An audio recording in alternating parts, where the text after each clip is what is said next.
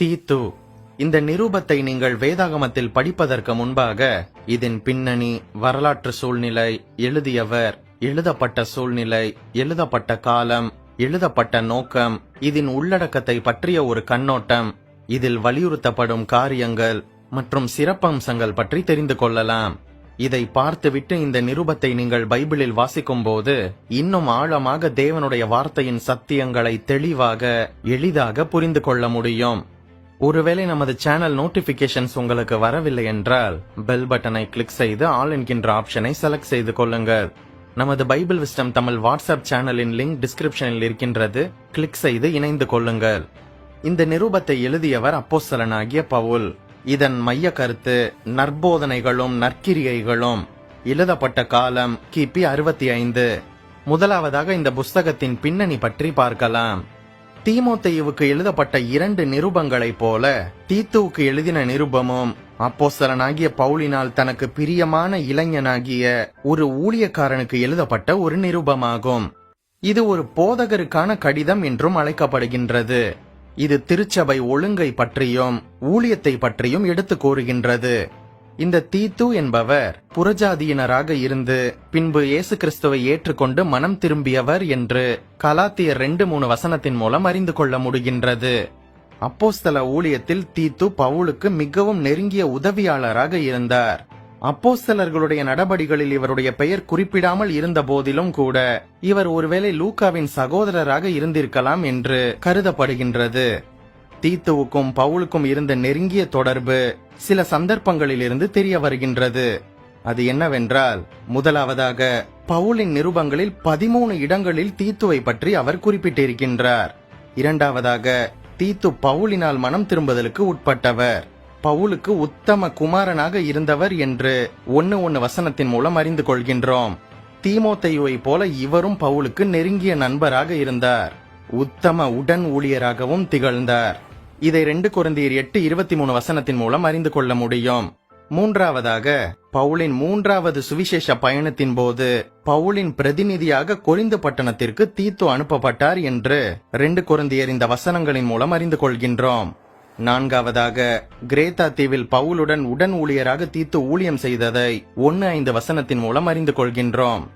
ரோமாபுரியில் பவுல் முதன் முறையும் 2வது முறையாகவும் சிறை வைக்கப்பட்ட பிறகு அதன் இடைப்பட்ட காலத்தில் மத்திய தரைக்கடலில் சின்ன ஆசியாவிற்கு தென்மேற்கில் இருக்கின்ற கிரேத்தா தீவில் கொஞ்ச காலம் பவுலும் தீத்துவும் ஒன்றாக இணைந்து ஊழியம் செய்தனர்.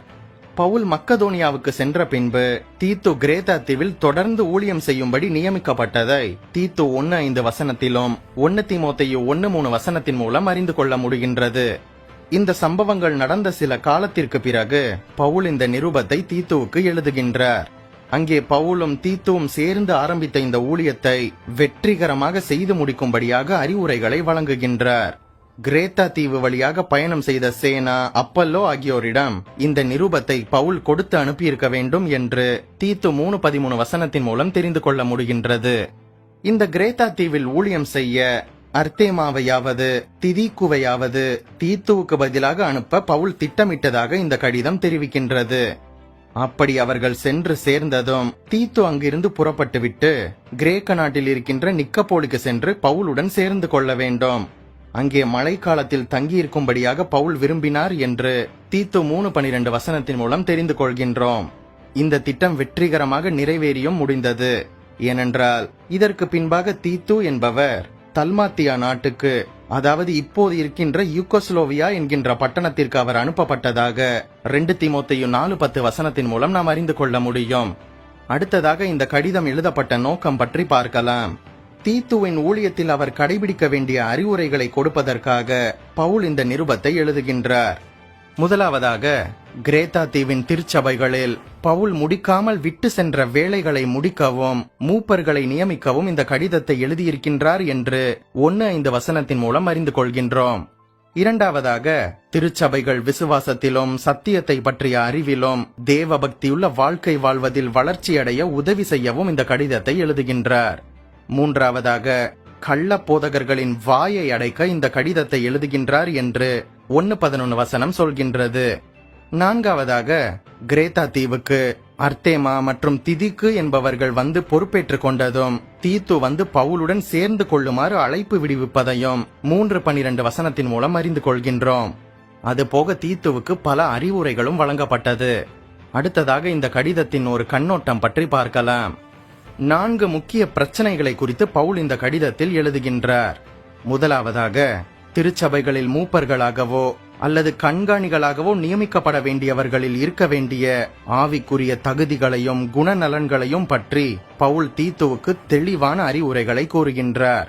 மூப்பர்கள் தங்களது குடும்பங்களை நன்றாக நிர்வாகம் செய்து நற்பண்புள்ளவர்கள் என்பதை அவர்களது கிரியைகளினால் நிரூபித்து தேவ பக்தியுள்ளவர்களாக இருக்க வேண்டும் என்று 1 அதிகாரம் 5 முதல் 9 வசனங்களில் அவர் கூறுகின்றார். இரண்டாவதாக, கள்ள போதகர்களின் தவறான உபதேசங்களை ஒளித்தெரிந்து அந்த கள்ள போதகர்களுடைய வாயை அடைக்கும்படி சத்திய உபதேசத்தை தீத்து வல்லமையாக பிரசங்கிக்க வேண்டும் என்று 1 அதிகாரம் 10 வசனத்திலிருந்து 2 அதிகாரம் 1 வசனம் வரை அவர் அறிவுரை வழங்குகின்றார். இந்த நிருபத்தில் 2 இடங்களில் சத்திய போதனையின் சுருக்கங்களை பற்றி பவுல் குறிப்பிட்டிருப்பதை 2 அதிகாரம் 11 முதல் 14, 3 அதிகாரம் 4 முதல் 7 வசனங்களில் பார்க்க முடியும். மூன்றாவதாக, பவுல் தீத்துவிற்கு மூப்பர்களின் கடமை என்ன என்பதை பற்றியும், வயதான பெண்களின் கடமை என்ன என்பது பற்றியும், இளம் பெண்களின் கடமை என்ன என்பதை பற்றியும் தனித்தனியாக தெளிவாக எடுத்து கூறியிருப்பதை இந்த வசனங்களில் பார்க்க முடியும். நான்காவதாக, இளம் வாலிபர்களின் கடமை என்ன என்பது பற்றி 2 அதிகாரம் 6 முதல் 8 வசனம் கூறுகின்றது.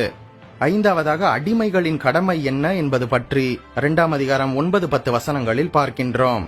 இறுதியாக அப்போஸ்தலனாகிய பவுல் உண்மையான விசுவாசத்துக்கு நற்கிரியைகளும் நீதியான வாழ்க்கையும் தேவை என்பதை வலியுறுத்துவதை இந்த வசனங்களில் எல்லாம் நாம் பார்க்க முடியும். கடைசியாக இந்த கடிதத்தின் சிறப்பம்சங்கள் பற்றி பார்க்கலாம். 3 பெரிய சிறப்பம்சங்கள் இந்த நிருபத்தில் இருக்கின்றது. முதலாவதாக, இயேசு கிறிஸ்துவில் இருக்கின்ற உண்மையான இரட்சிப்பின் தன்மை என்ன என்பதை பற்றி 2 சுருக்க உரைகள் இடம்பெற்றிருப்பதை 2:11 முதல் 14, 3 அதிகாரம் 4 முதல் 7 வசனங்களில் பார்க்கின்றோம். இரண்டாவதாக, திருச்சபையும் அதன் ஊழியமும் உறுதியான ஆவிக்குரிய இறையியல் சார்ந்த அறநெறி ஒழுக்கங்கள் ஆகியவற்றை அஸ்திபாரமாக கொண்டு அமைய வேண்டும் என்று பவுல் கூறுகின்றார். மூன்றாவதாக, திருச்சபை ஊழியத்தில் தலைமைத்துவத்துக்குரிய தகுதிகள் பட்டியல் வெளியிடப்படுகின்றது. புதிய ஏற்பாட்டில் தரப்பட்டிருக்கின்ற 2 பட்டியல்களில் இதுவும் ஒன்று இந்த நிருபத்தில் இருக்கின்றது. 1 அதிகாரம் 5 முதல் 9 வசனங்களிலும் 1 தீமோத்தேயு 3, 1 முதல் 13 வசனங்களிலும் இந்த பட்டியல் இருப்பதை நாம் பார்க்க முடியும். இதுவே தீத்து கடிதத்தின் ஒரு முன்னுரை. இதற்கு பிறகு வேதாகமத்தில் இந்த நிருபத்தை நீங்கள் வாசிக்கும் போது எளிதாக தெளிவாக புரிந்து கொள்ள